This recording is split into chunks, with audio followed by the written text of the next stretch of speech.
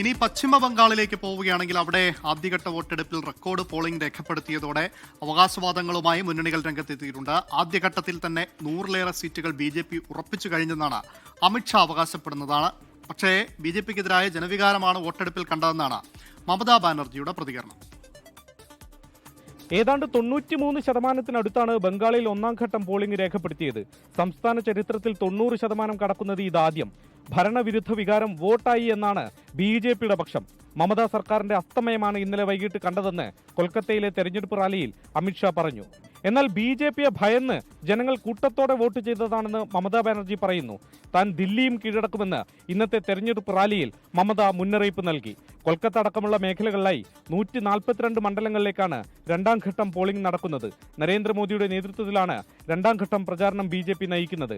അരവിന്ദ് കെജ്രിവാൾ നാളെ തൃണമൂലിനായി പ്രചാരണത്തിനെത്തും. SIR voter പട്ടികയിൽ ഉണ്ടാക്കിയ പരിഷ്കാരമാണ് പോളിംഗ് ശതമാനത്തിൽ പ്രതിഫലിച്ചതെന്നാണ് പൊതുവെയുള്ള വിലയിരുത്തൽ. അതെന്തായാലും ഉയർന്ന പോളിംഗ് ശതമാനം മുന്നണികൾക്കിടയിൽ ആശയക്കുഴപ്പം സൃഷ്ടിച്ചിട്ടുണ്ട്. കൊൽക്കത്തയിൽ നിന്നും വരുൺ വടശ്ശേരിക്കൊപ്പം ശ്രീനാഥ് ചന്ദ്രൻ, 24.